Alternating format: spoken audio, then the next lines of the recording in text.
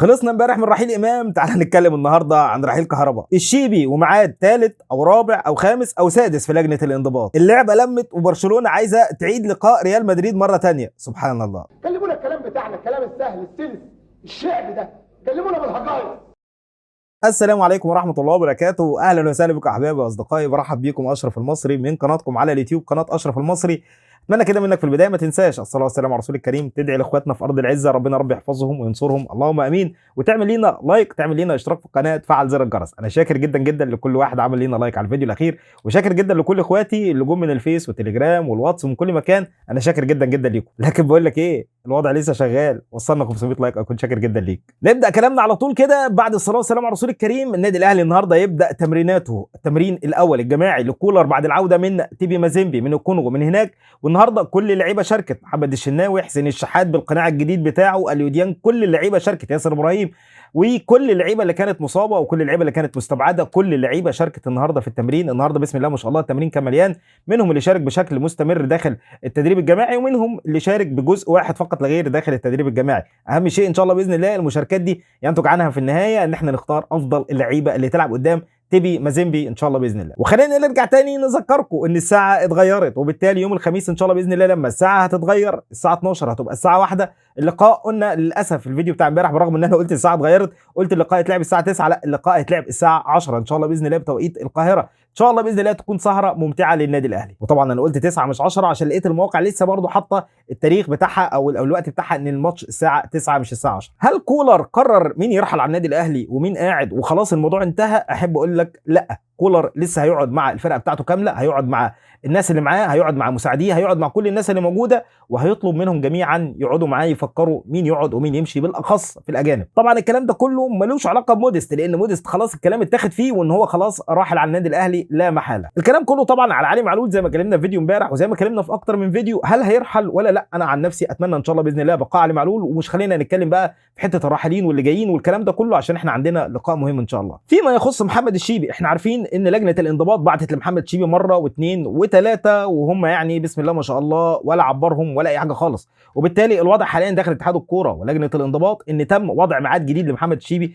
يوم الاحد القادم. اتمنى يعني ما يكونش عندك ماتش يا شيبي، ولا تكون في اي مكان ولا في المغرب ولا في اي حته، ربنا يعني يحفظك ويحفظ كل اخواتنا في كل مكان في العالم. طيب يا اشرف كده، هو الشيبي لو ما راحش ايه اللي هيحصل؟ عادي جدا جدا، يعني الراجل ما راحش قبل كده وما حصلش اي مشكله، ايه اللي هيحصل جديد يعني؟ في ناس وناس انت فاهم بقى اللي فيها يعني، فالموضوع عادي يعني، منا فينا وعديها وعديها لك، الحوارات جايه كتير ولسه ندخل للمرحله الخامسه والسادسه والسابعه، وان شاء الله باذن الله هنقابل الوحش بعد كده. فيما يخص كاس العالم للانديه، كاس العالم للانديه اللي هيتعمل 2025، خلي بالك 2025 مش 2024 اللي احنا فيها، كاس العالم ده اللي هيتعمل ب 32 فريق. بيتقال كلام كتير ان العوائد بتاعته هتكون كبيره جدا، لدرجه ان الكلام الكتير اللي بيتقال العوائد دي ممكن تبلغ من 20 ل 45 مليون جنيه استرليني، وده رقم كبير جدا جدا لو اي حد شارك في البطوله. وبما ان النادي الاهلي مشارك فان شاء الله باذن الله حاليا الاهلي ضامن معاه تقريبا 20 مليون جنيه استرليني، ده رقم كبير، ما تنخضش ما تقوليش الرقم مبالغ فيه، هقول لك علشان مشارك فيه فرق كبيره جدا جدا، فانت عندك الريال والانتر وفرق كبيره مشاركه داخل البطوله دي، وبالتالي اكيد والطبيعي ان العوائد بتاعتها هتكون كبيره. خليني معاك حتى على الاقل 5 أو 6 أو 10 مليون استرليني، برضه يظل رقم كبير جدا. ان شاء الله باذن الله الموضوع لو كده حاجات كتير قوي هتتحل، ولكن خلي بالك انت لسه بتتكلم 2025 ممكن يحصل اي حاجه والبطوله دي تتلغي، لكن البطوله اللي لينا حاليا 2024 لو النادي الاهلي ان شاء الله باذن الله يكسب بطوله افريقيا، فانت عندك بطوله الانتر كونتيننتال، دي بطوله جديده عملها الاتحاد الفيفا، وهنشوف هل فعلا هيتم تنفيذها ولا لا، وهو ان بطل اسيا وبطل افريقيا ممكن يلعبوا واحد فيهم يلعب مع بطل الاوقيانوسيه استراليا، ثم بعد كده نشوف بعد كده اللي هيخرج من الثلاث منتخبات الثلاث فرق دول من اسيا وافريقيا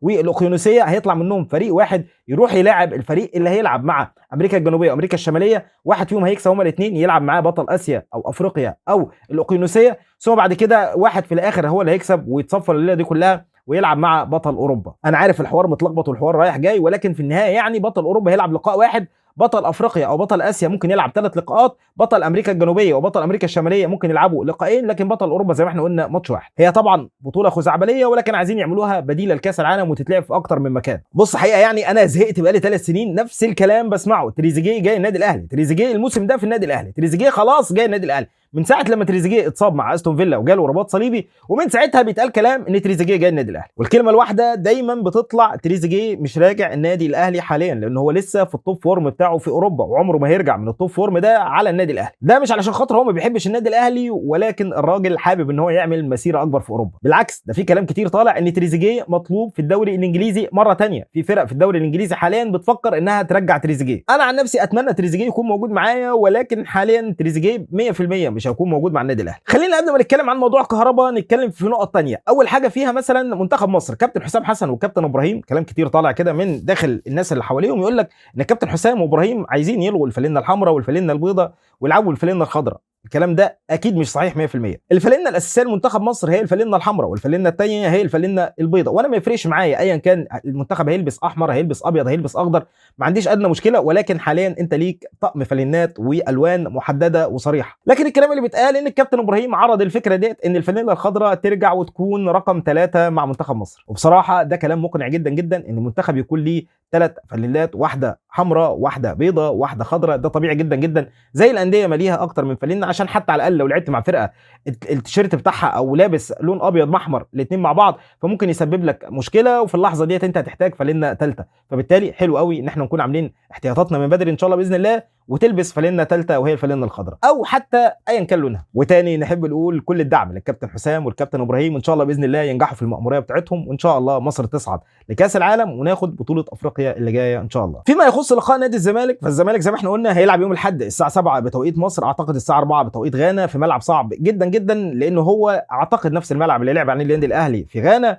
الملعب ده الارضيه بتاعته سيئه لدرجه لا تتخيلها، ودرجه حراره هتبقى عاليه، فربنا يستر مع لعيبه نادي الزمالك. فريق دريمز يقول لك انا فتحت المدرجات مجانا، اي حد عايز يروح يروح، بس خلي بالك فريق دريمز اساسا مش من الفرق الكبيره، وبالتالي ما عندوش جمهور كتير ان هو يقدر يحضر للقاء ده. فان شاء الله نادي الزمالك قادر ان شاء الله ان هو يكسب، لانه مستحيل نادي الزمالك يبقى في نفس الموقف اللي كان موجود فيه في اللقاء اللي كان موجود عندنا في القاهره. ان شاء الله باذن الله يكون افضل بكتير، لانه ضيع فرص كتير هنا، ان شاء الله يروح هناك ويقدر ان هو يسجل ويصعد في البطوله دي. واحد في الكومنتات بيقول لي يا كابتن اشرف انت عايز الزمالك ياخد البطوله عشان يلاعب الاهلي وفي الاخر يخسر من النادي الاهلي في التاسعه. حبيبي انا اتمنيت للزمالك ان هو يكسب البطوله، وان شاء الله باذن الله يكسبها، وان شاء الله الاهلي ياخد دوري الابطال، وان شاء الله ناخد منكم التاسعه في كاس السوبر. فيما يخص برشلونه، فبرشلونه بيطلع قرار كده ان هو عايز يقدم التماس باعاده لقاء ريال مدريد مره ثانيه. بص يا برشلونه، لو انت عايز فعلا تقدم التماس وتعمل ملف كامل متكامل، انا اعرف واحد ملوش حل في الالتماسات واعاده المباريات. اسال بس انت كده في مصر عن واحد صاحب نادي سموحه، اسال عليه، اسمه كده الكابتن يعني فرج عابر، الراجل ده هيظبطك. مش عايز اقول لك بقى يعني احنا عدنا شويه مباريات معاه زي الفل زي اللوز على قناه اون تايم سبورت. نروح بقى لقصه كهربا. يا جماعه ارحمونا، احنا زهقنا، كل شويه فلان ماشي فلان جاي فلان رايح، مره امام عاشور مره كهربا، نرجع الدايره مره ثانيه بعد يناير نرجع ثاني للصيف، مره برضو امام عاشور مره ثانيه كهربا. كهربا لو عايز يمشي عنده عقد مع النادي الاهلي، يجي عقد رسمي للنادي الاهلي، والنادي الاهلي مش هيقف ضد اي حد عايز يمشي. الراجل دفع فلوسه ودفع حاجات كتير جدا جدا، وضحى بحاجات كتير بسمعته وبكلامه وبفلوس وحاجات كتير علشان خاطر يجي النادي الاهلي، فمستحيل ان الراجل هيطلب بالسهوله دي ان هو يمشي من النادي الاهلي. والغريب في الامر ان الناس دي بتقول الكلام وعكسه، فارحمونا ابوس رجليكم عشان احنا خلاص الواحد عاد ماشيها دوا. في الختام ما تنساش الصلاه والسلام على رسول الكريم، وتكون عملت لينا لايك واشتراك في القناه وفعل زر الجرس، ونتقابل مره ثانيه بكره ان شاء الله باذن الله في اخبار جديده، والسلام عليكم.